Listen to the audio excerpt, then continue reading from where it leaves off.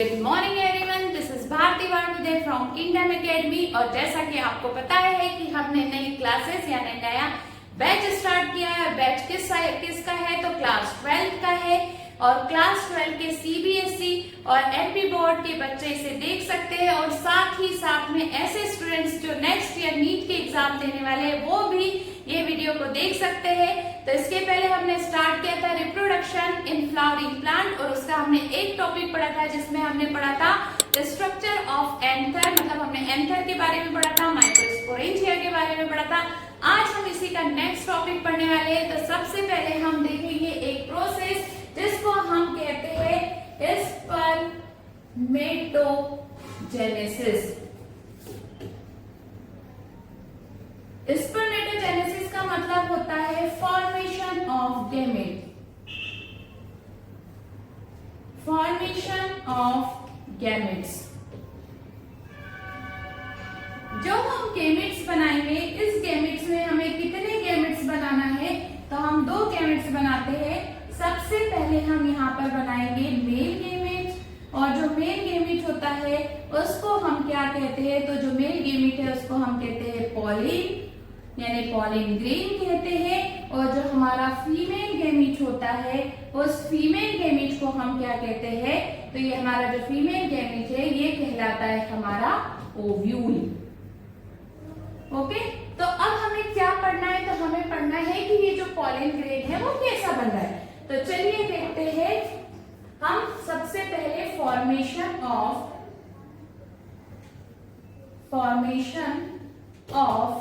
Pollen grains.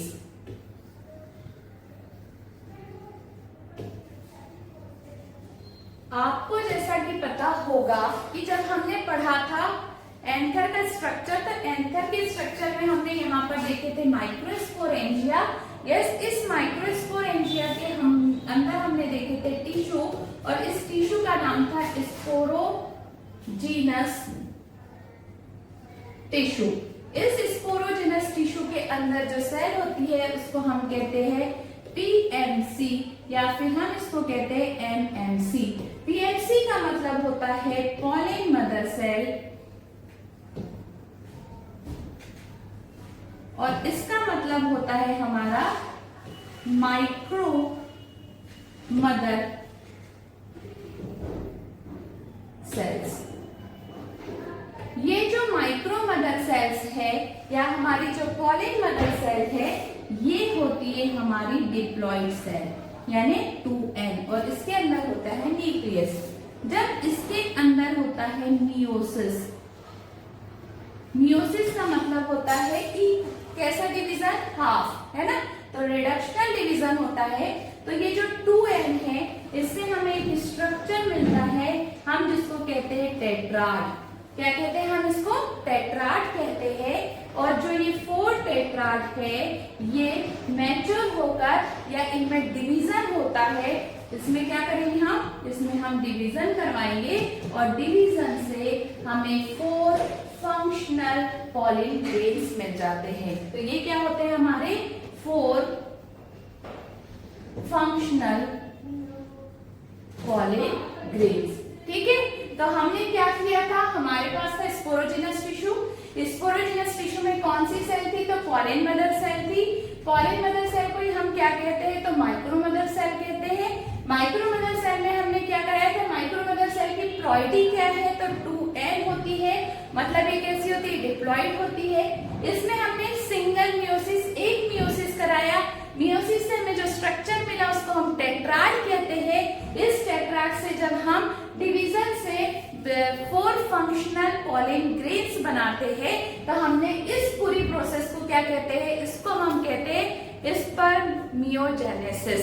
ठीक है, तो हमने यहाँ पर क्या बना दिए, यहाँ पर हमने बना स्पर्मेटोजेनेसिस, मतलब हमने यहाँ पर क्या बना दिए, गैमेट्स बना दिए। और ये जो पॉलिन ग्रेन्स बने हैं ये कौन से है तो ये बना है हमारा मेल गैमेट। अब हम देखते हैं स्ट्रक्चर ऑफ पॉलिन ग्रेन्स। अच्छा, आपसे क्वेश्चन पूछा जाएगा कि जब हम पॉलिन का फॉर्मेशन करते हैं तो कितने वहां पर मियोसिस होते हैं तो सिंगल मियोसिस होता है और कोई माइटोसिस वहां पर नहीं होता है। अब हमें देखना है स्ट्रक्चर पॉलिन। जब हम पॉलिन का स्ट्रक्चर देखते हैं तो सबसे पहले हमें इसमें 2 लेयर दिखाई देती है। यदि आप बुक का भी डायग्राम लिखोगे तो कुछ आपको इस तरह से यहाँ पर स्ट्रक्चर दिखाई देता है। इसके बीच वाली जो लेयर होती है इसमें इस तरीके से, इसके बाद में हम इसके अंदर जो देखते हैं इसके अंदर होती है हमें इसमें 2 सेल्स दिखाई देती है, कुछ इस तरीके से और कुछ इस तरीके से, और इसके अंदर ये भरा होता है साइटोप्लाज्म जिसको हम कहते हैं फ्लूइड। तो अब हमने देखा कि इसमें 2 मेम्ब्रेन है, तो अब हम इसको देखेंगे कि ये कौन कौन सी मेम्ब्रेन। इसको हम कहते हैं आउटर मेम्ब्रेन, और ये जो आउटर मेम्ब्रेन है इसी का नाम हमारी एनसीईआरटी में लिखा हुआ है एक्साइन। क्या कहते हैं हम इसको? एक्साइन। और ये जो एक्साइन है ये बनी किसकी होती है? तो ये बनी होती है स्पोरोपोलिनिन। किसकी बनी है? स्पोरोपोलिनिन की बनी हुई होती है। जो दूसरी अंदर वाली आपको जो लेयर दिखाई दे रही है इसको हम कहते हैं इनर मेम्ब्रेन, और ये जो इनर मेम्ब्रेन है ये बनी होती है हमारे सेलुलोज और पैक्टिन की। किसकी बनी है? तो हमारी जो आउटर है वो किसकी बनी है? स्पोरोपोलिनिन की, और जो इनर मेम्ब्रेन बनी है वो किसकी बनी है? तो वो सेलुलोज और पैक्टिन की बनी हुई है। आपको यहाँ पर ये 2 सेल्स दिखाई दे रही है, तो एक जो सेल है वो बड़ी है और एक जो सेल है वो छोटी है। तो ये जो लार्ज सेल होती है, इस लार्ज सेल को हम क्या कहते हैं? तो इसको हम कहते हैं वेजिटेटिव सेल। वेजिटेटिव सेल्स कहते हैं इसको। और जो दूसरी छोटी वाली आपको दिख रही है जो स्मॉल साइज की है इसको हम कहते हैं जनरेटिव सेल। इसको हम क्या कह रहे हैं? इसको हम कह रहे हैं जनरेटिव सेल। अब हम देखेंगे वेजिटेटिव सेल का फंक्शन। तो वेजिटेटिव सेल जो होती है वो लार्ज यानी बड़ी होती है, बिग साइज की होती है, क्योंकि इसके अंदर क्या रिजर्व होता है? तो reserve food material, reserve food material. और ये जो स्मॉल सेल होती है ये हमें क्या बनाकर देती है? तो ये हमें बनाकर देती है 2 मेल गैमेट्स। ये हमें क्या बनाकर देगी? 2 मेल गैमेट्स हमें यहाँ पर बनाकर देती है। अब जो स्पोरोपोलिनिन है ये ऐसा एक यहाँ पर जो मटेरियल होता है इसको डिग्रेडेट करने के लिए आज तक ना तो कोई एंजाइम बना है और ना ही तो कोई एसिड बना हुआ है। तो इट मीन्स कि इसको कोई डिग्रेडेट नहीं कर सकता, इसलिए हम बहुत लंबे समय तक जो पॉलिन ग्रेन्स है उनको स्टोर करके रख सकते हैं। अब आपको दिख रहा होगा ये खाली स्पेस, ठीक है? ये जो खाली वाला स्पेस है इसको हम कहते हैं जर्म कोर। इसको हम क्या कहते हैं? इसको हम कहते हैं जर्म कोर। ये जो जर्म कोर होता है यहाँ पर स्पोरोपोलिनिन एब्सेंट होता है। वो क्वेश्चन पूछता है कि पॉलिन ग्रेन्स का ऐसा कौन सा पार्ट है जहां पर स्पोरोपोलिनिन एब्सेंट होता है। तो आपको याद रखना है कि जो जर्म कोर होते हैं वहां पर स्पोरोपोलिनिन प्रेजेंट नहीं होता। तो ये हमने किसका स्ट्रक्चर देखा? ये हमने देखा पॉलिन ग्रेन का स्ट्रक्चर। अब आपको यहाँ पर एक चीज जो हमारी एनसीईआरटी बोल रही है, हमारी एनसीईआरटी हमें बताती है कि जो 60% ऑफ एंजियोस्पर्म है सेल स्टेज पे डिग्रेडेट होते हैं यानी शेड आउट होते हैं। तो आपको याद रखना है 2 सेल स्टेज पे। अब जो बचे हुए 40% है यानी जो 60% है उसमें जो शेड आउट हो रहे हैं वो कितनी सेल स्टेज पे हो रहे हैं? 2 सेल स्टेज पे हो रहे हैं। बट जो 40% यानी बचे हुई जो स्पीशीज है वो कितनी सेल स्टेज पर यहाँ पर शेड आउट होते हैं? तो वो होते हैं 3 सेल स्टेज पे। अब हमें देखना है कि तीसरी सेल कहाँ आई। तो जैसा कि हम प्रीवियस वाली स्लाइड में देखेंगे कि ये जो जनरेटिव सेल है कुछ जाती है और कौन सा डिवीजन करती है, तो माइटोटिक डिवीजन करती है। और माइटोटिक डिवीजन में एक सेल से हमें कितनी सेल मिल जाती है, तो 2 सेल। तो अब यहाँ पर ये 2 सेल और एक ये सेल मिलकर कितनी सेल हो जाएगी, तो 3 सेल। तो याद रखना है कि जो 60% ऑफ एंजियोस्पर्म है वो किस स्टेज पे शेड आउट होते हैं, तो वो हमारे शेड आउट होते हैं 2 सेल स्टेज पे, और बचे हुए जो 40% है वो किस पे होते हैं, तो वो हमारे होते हैं 3 सेल स्टेज पे। तो तीसरी सेल किससे बनती है, तो जर्म सेल से बनती है, ना कि वेजिटेटिव सेल से।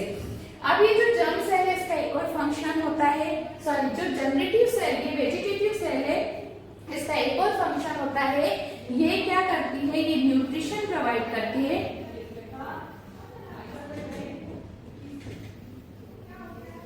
प्रोवाइड टू डेवलपिंग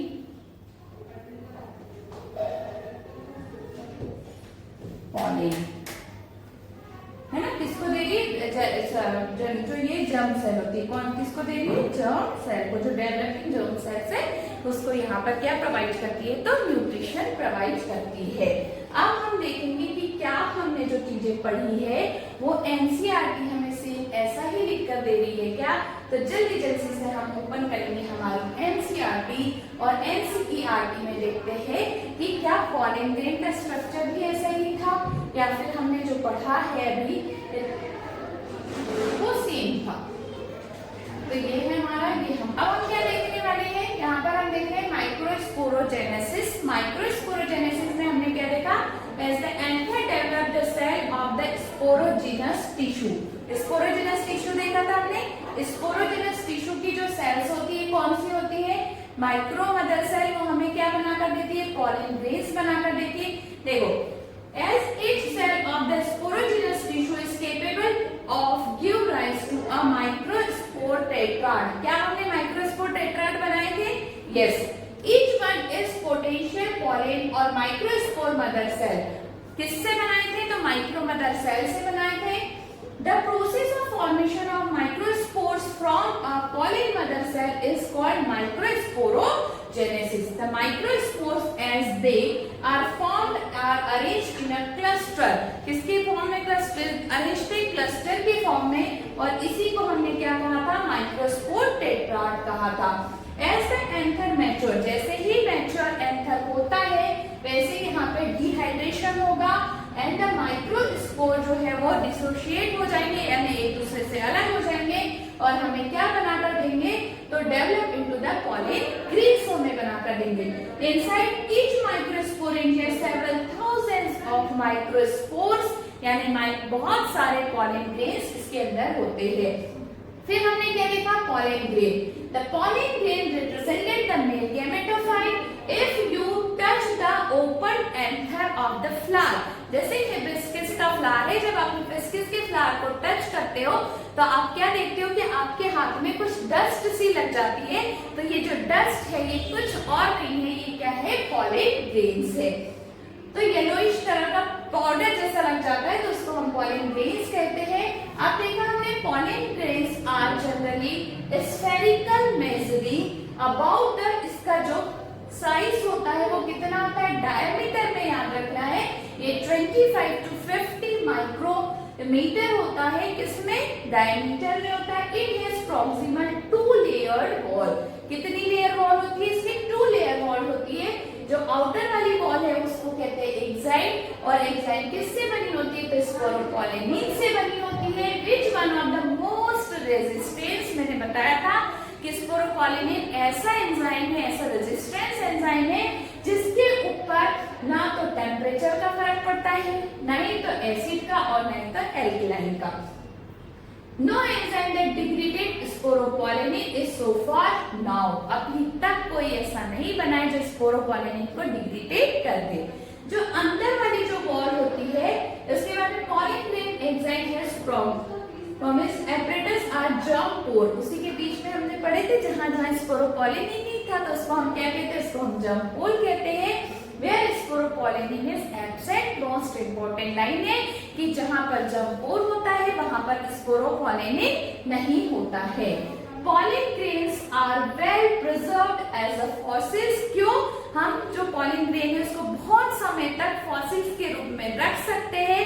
क्यों? क्योंकि उसके पास क्या है? स्पोरोपोलिनिन, और स्पोरोपोलिनिन पे किसी भी चीज का कोई असर नहीं होता.